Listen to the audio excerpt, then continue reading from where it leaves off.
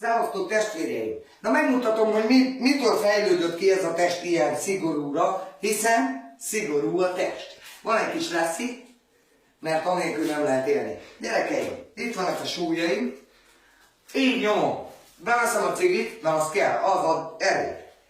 Jó, ez a mellkas geci, nem is merek ráfaszítani, mert szétrobban a mellkasom. Figyelj, ezt egykezessel használom 80 kg. Így.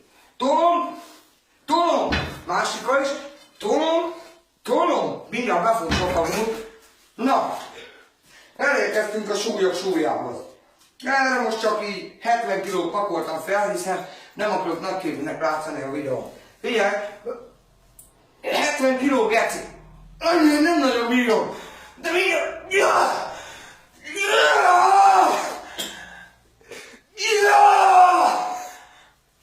Na ettől szigorú a test, gyerekek. Ha így nyomjátok, ilyen testet tudtok elérni. A hátam? Akartok pingpongozni? Mert ezzel lehet.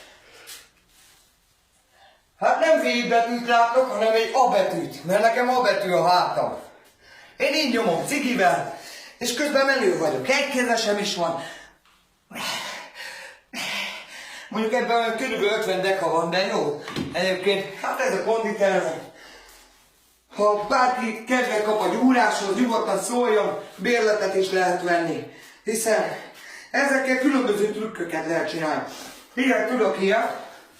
Így. Lefekszel, azt így. Egy lábbal, két kézzel. Ezt a kurva! Annyi, hogy nem akarom most bedurrantani magam, mert félelmetes lenne a karom. Úgyhogy szevasztok, ennyi a végére.